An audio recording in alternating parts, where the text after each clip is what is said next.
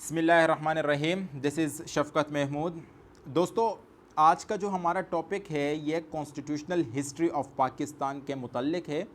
ये बहुत ही important case है, मौलवी Tamizuddin versus federation of Pakistan. आज का जो लेक्चर है इसका मेन मकसद सिर्फ़ और सिर्फ यही है कि हमारा जो कॉन्स्टिट्यूशन था वो इतना लेट क्यों हुआ। क्योंकि पाकिस्तान, जैसे कि हम सब जानते हैं कि पाकिस्तान जो है वो 1947 में वजूद में आया और हमारा जो फर्स्ट कॉन्स्टिट्यूशन था वो 1956 में जाके बना। तो ये जो 9 इयर्स का गैप है, दरअसल इतना लॉन्ग गैप क्यों आया, तो उसके पीछे जो मेन रीज़न है वो ये केस लॉ है, मौलवी Tamizuddin versus federation of Pakistan. इससे पहले हमने स्टेट वर्सेस डोसो का केस डिस्कस किया था, जिसमें मैंने आप लोगों को बताया था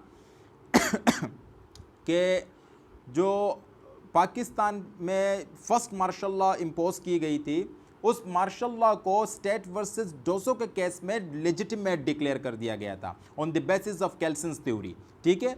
और साथ में जो laws continuous in force order आए थे 1958 के, उन ऑर्डर्स को भी लीगल ऑर्डर्स डिक्लेयर कर दिए गए थे।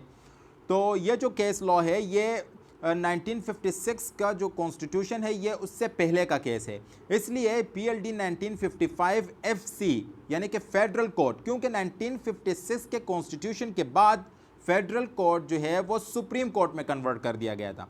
तो 1956 का जो कॉन्स्टिट्यूशन है ये उससे पहले का केस है।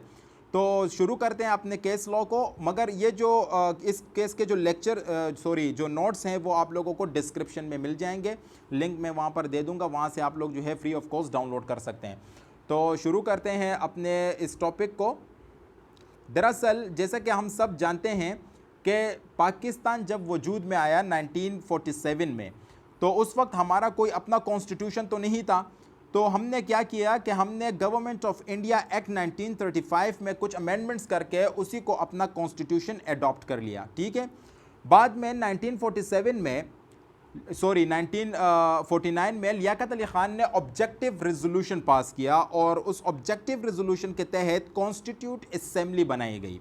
कॉन्स्टिट्यूट असेंबली को बनाने का जो मेन मकसद था वो ये था कि ये जो कॉन्स्टिट्यूट असेंबली है ये पाकिस्तान के लिए एक नया कॉन्स्टिट्यूशन बनाए और साथ में ही ये जो कॉन्स्टिट्यूट असेंबली है ये एज अ सेंट्रल लेजिस्लेचर काम करे। ठीक है।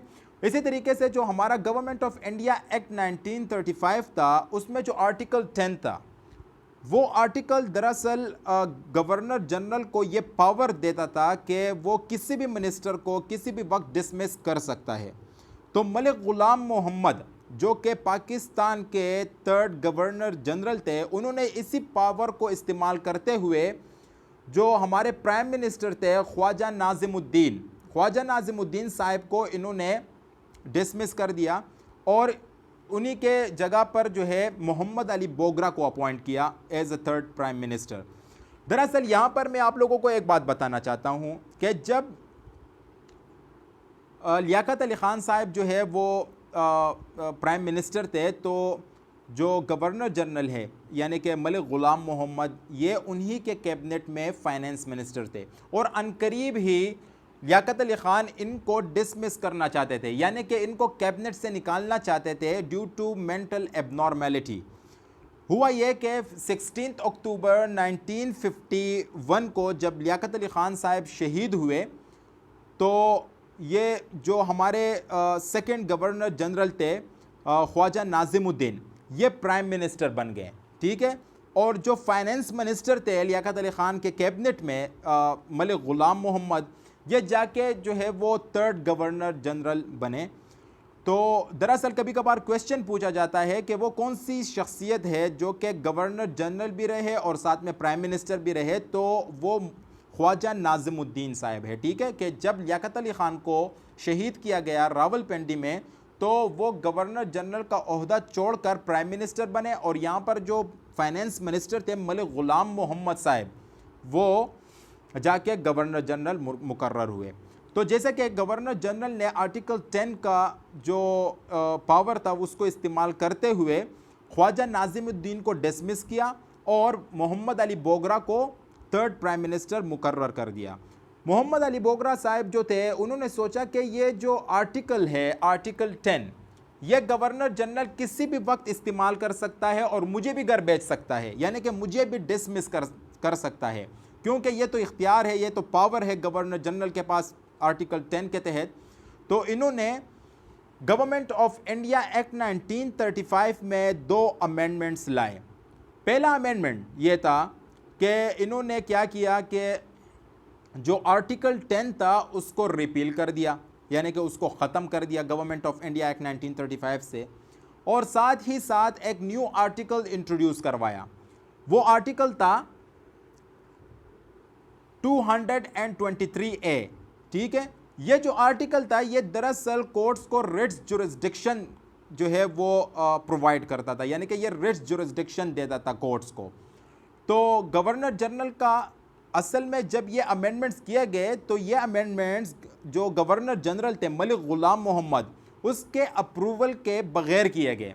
तो इस बात पर गवर्नर जनरल जो है वो काफ़ी ज़्यादा जो है वो एग्रीव्ड हुए, काफ़ी ज़्यादा डिसअपॉइंटेड हुए, और उन्होंने क्या किया कि उन्होंने 24 अक्टूबर 1953 को होल कॉन्स्टिट्यूट असेंबली को डिसॉल्व कर दिया, यानी कि मुकम्मल कॉन्स्टिट्यूट असेंबली को उन्होंने डिसमिस कर दिया, डिसॉल्व कर दिया। और उसी के बेसिस पे जो है, यानी कि उसी के कॉन्स्टिट्यूट असेंबली जब उन्होंने डिसॉल्व किया तो उन्होंने एक न्यू कैबिनेट फॉर्म किया। ठीक है, और अब ये जो इख्तियार है, यानी कि कॉन्स्टिट्यूशन बनाने का जो इख्तियार है वो न्यू कैबिनेट को दे दिया गया कि वो कैबिनेट जो है वो कॉन्स्टिट्यूशन बनाएगी। और गवर्नर जनरल ने दरअसल क्लेम यह किया कि जो कॉन्स्टिट्यूट असेंबली है वो फेल हो चुकी है, वो अपनी जो ड्यूटी है वो सही तरीके से परफॉर्म नहीं कर रही, लिहाजा मैंने कॉन्स्टिट्यूट असेंबली को डिसॉल्व कर दिया। तो हुआ ये कि जो कॉन्स्टिट्यूट असेंबली के जो प्रेसिडेंट थे मुल्वी तमीज़ुद्दीन, ठीक है, इनको काफ़ी ज़्यादा जो है ये भी काफ़ी ज़्यादा एग्रीव्ड हुए इस एक्शन से, गवर्नर जनरल के एक्शन से, और इन्होंने आर्टिकल 223A के तहत जो है इन्होंने 2 रिट पिटीशन फाइल किए सिंध चीफ कोर्ट में।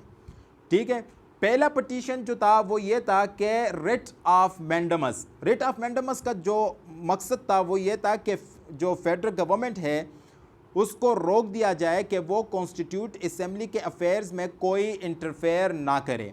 ठीक है, और रिट ऑफ कोवेरेंटो, रिट ऑफ कोवेरेंटो दरअसल कहते हैं अंडर व्हाट अथॉरिटी, यानी कि जो न्यू कॉन्स्टिट्यूट असेंबली बनाई गई है वो किस अथॉरिटी के बेसिस पे बनाई गई है। तो ये 2 रिट पिटीशन जो थे ये फाइल किए गए थे सिंध चीफ कोर्ट में। अच्छा, तो जो ये यही है कि मैंडेमस और ये कोवेरेंटो। ठीक है, अच्छा, जो काउंसिल ऑफ मिनिस्टर बनाया गया था उसको, मतलब ये वो काउंसिल ऑफ मिनिस्टर जो है वो किस अथॉरिटी के बेसिस पे बनाया गया, तो उसके लिए कोवेरेंटो था, और गवर्नर जनरल को जो कॉन्स्टिट्यूट असेंबली के अफेयर्स में इंटरफेयर करने से रोकने के लिए रिट ऑफ मैंडेमस फाइल किया गया था। सिंध चीफ कोर्ट का जब डिसीजन आया तो सिंध चीफ कोर्ट ने कहा कि अमेंडमेंट्स के लिए गवर्नर जनरल का एसेंट लेना ज़रूरी नहीं है, यानी कि गवर्नर जनरल का जो अप्रूवल है वो अमेंडमेंट के लिए ज़रूरी नहीं है, लिहाजा जो अमेंडमेंट्स किए गए हैं वो अमेंडमेंट्स वैलिड है।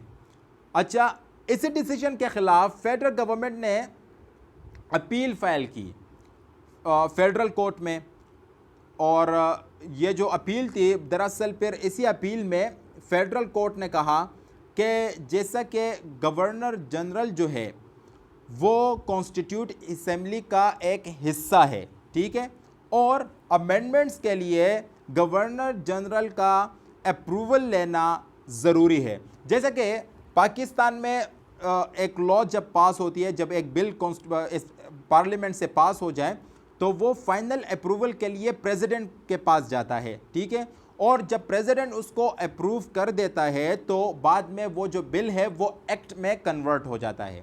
तो इसी तरीके से फेडरल कोर्ट ने कहा कि जो गवर्नर जनरल है उसका कंसर्न होना, उसका अप्रूवल होना ज़रूरी है, क्योंकि गवर्नर जनरल जो है वो भी कॉन्स्टिट्यूट असेंबली का हिस्सा है। लिहाजा हुआ ये कि जो अमेंडमेंट्स किए गए थे उन अमेंडमेंट्स को नल एंड वॉइड डिक्लेयर कर दिए गए। साथ ही साथ में जो सिंध चीफ कोर्ट की जो डिसीजन थी जो कि रिट्स जुरिस्डिक्शन के बेसिस पे दी गई थी, आर्टिकल 223A के तहत उस डिसीजन को भी वॉइड डिक्लेयर किया गया। और जो आर्टिकल था, आर्टिकल 10A, जो कि गवर्नर जनरल का इख्तियार था, जो कि गवर्नर जनरल के पास जो पावर थे कि वो किसी भी मिनिस्टर को किसी भी वक्त डिसमिस कर सकता है, तो वो जो आर्टिकल 10A था उसको दोबारा रिस्टोर कर दिया गया। और ये जो डिसीजन था वो दरअसल आया था फेडरेशन के फेवर में, फेडरल कोर्ट ने डिसीजन अपना दिया।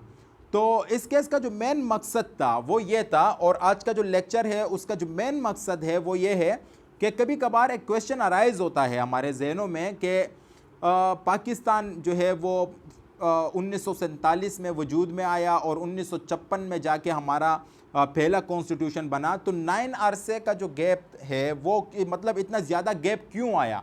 तो ज़्यादा गैप जो है वो इसी डिसीजन के तहत आया, इसी डिसीजन के वजह से आया, क्योंकि जो कॉन्स्टिट्यूट असम्बली थी जिसके प्रेसिडेंट मौलवी तमीज़ुद्दीन साहब थे, तकरीबन वो लोग कॉन्स्टिट्यूशन बना चुके थे। ठीक है, जब 1953 में उस कॉन्स्टिट्यूट असम्बली को डिसॉल्व किया गया तो दोबारा से एक नया कॉन्स्टिट्यूशन बनाने का सोचा गया।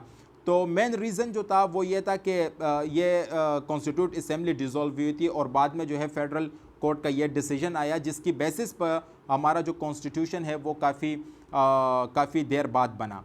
तो अब तक के लिए इतना ही, मुझे इजाज़त दीजिएगा। अल्लाह हाफ़िज़ एंड टेक केयर।